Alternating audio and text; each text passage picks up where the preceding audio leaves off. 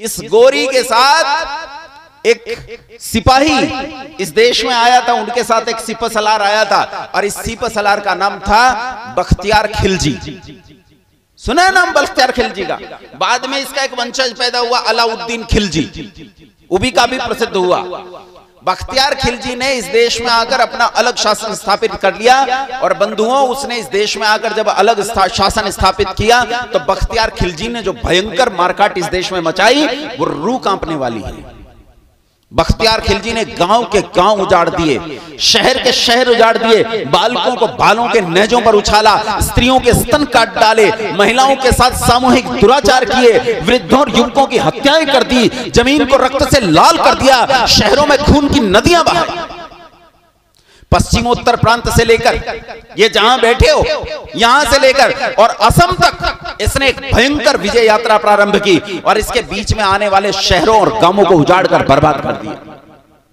केवल इतना ही नहीं, इसने रास्ते में पड़ने वाले शहरों और गांवों को उजाड़ा और लूटा। ये तो बात समझ में आती है, बात ये समझ में नहीं आती कि इसने गुरुकुलों पर हमला क्यों किया। आप आश्चर्य करोगे, इसने गुरुकुलों पर हमला किया, इसने नालंदा विश्वविद्यालय को बर्बाद किया इसी यात्रा में, इसने विक्रमशिला विश्वविद्यालय को बर्बाद किया इसी यात्रा में, इसने उदयंतपुरी को नष्ट किया। ये 3 विश्वविद्यालय इसने एक यात्रा में ध्वस्त किए। और ये अकेले अकेले विश्वविद्यालय नहीं थे, याद रखना, नालंदा विश्वविद्यालय अकेला विश्वविद्यालय नहीं था। नालंदा विश्वविद्यालय के पास 1000 गांव का जमींदारा था जिससे लगान प्राप्त करता था और इसी लगान से नालंदा विश्वविद्यालय स्वयं को चलाता था और अपने अंतर्गत हजारों हजार नन्हे गुरुकुलों का पालन पोषण करता था। यूनिवर्सिटी थी वो, अपने अंतर्गत पढ़ने वाले बहुत सारे नन्हे गुरुकुलों का पालन पोषण भी नालंदा विश्वविद्यालय करता था। कितना बड़ा था? इन तीनों विश्वविद्यालयों में सबसे छोटा था, सबसे छोटा। यह दर्शन का विश्वविद्यालय था लेकिन विक्रमशिला मेडिकल साइंस का था। इसने इन तीनों विश्वविद्यालयों को बर्बाद किया। सबसे छोटा नालंदा विश्वविद्यालय था। आप आश्चर्य करोगे, नालंदा विश्वविद्यालय की लाइब्रेरी में उस काल में इतनी किताबें मौजूद थी जिनकी आज कल्पना करना भी असंभव लगता है। एक लाइब्रेरी में कितनी किताबें आ सकती हैं? लाख, 2 लाख, 3 लाख, 4 लाख, 5 लाख, 6 लाख, कितनी? इतनी किताबें लाइब्रेरी में होने पर लाइब्रेरी को बहुत बड़ा माना जाएगा। मैं हिसार में रहता था तो वहां इंदिरा गांधी पुस्तकालय नाम से एक पुस्तकालय हिसार एग्रीकल्चर यूनिवर्सिटी में, उसे देश के बड़े पुस्तकालयों में स्थान आता है। लाखों किताबें हैं लेकिन कितनी किताबें हैं? 5 लाख, 7 लाख, बस खत्म। 90 लाख किताबें मौजूद थी नालंदा विश्वविद्यालय की लाइब्रेरी में। 90 लाख, मोटा मोटी 1 करोड़। इतनी किताबें मौजूद जिस लाइब्रेरी में हो, उस लाइब्रेरी में पहुंचकर इस बख्तियार खिलजी ने पूछा कि ये क्या है? उन्होंने कहा ये लाइब्रेरी है महाराज। कहा इस लाइब्रेरी में कोई कुरान है? कहा नहीं, कोई कुरान नहीं। बोले इस लाइब्रेरी की कोई जरूरत नहीं, आग लगा दो इस लाइब्रेरी को। और उस लाइब्रेरी को आग लगा दी गई। उस मूर्ख ने, पशु ने, बर्बर ने, जाहिल ने, हत्यारे ने केवल अपने अहंकार की तुष्टि के लिए, अपने संप्रदाय के अहंकार की तुष्टि के लिए दुनिया भर की धरोहर को जलाकर नष्ट कर दिया। नालंदा विश्वविद्यालय में मानवता की हत्या का नंगा नाच हुआ। बालकों को यूं उछालते थे और भाले के नेजे पर ले लेते, बालक ऊपर से भाले में फंसता और नीचे से निकल जाता। ऐसी भयंकर हत्याएं इन्होंने नालंदा विश्वविद्यालय में की।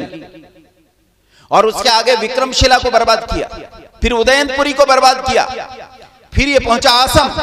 असम को पार करके, नदी को पार करके, पत्थरों का पुल था, उस पुल को पार करके ये तिब्बत में पहुंचा। और तिब्बत को लूटने के बाद ये जब वापस आया तो पृथु नाम के एक शासक ने इस पर हमला किया और इसकी वहां हत्या कर दी। कहते तो ये हैं इसी के सिपाही अली मर्दान ने इसे मारा था, लेकिन सच्ची बात ये नहीं है, इसे पृथु ने मारा था। पृथु ने इसका सर धड़ से अलग कर दिया था, इसकी हत्या कर दी।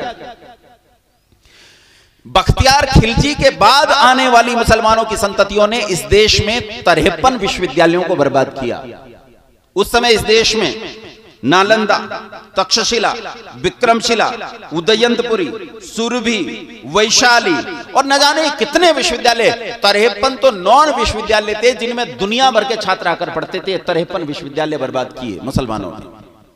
और इन 53 विश्वविद्यालयों के पीछे खड़े हुए उन सारे नन्हे गुरुकुलों को बर्बाद कर दिया, जो नन्हे गुरुकुल इस देश की सारी संतति को जीवन देते थे।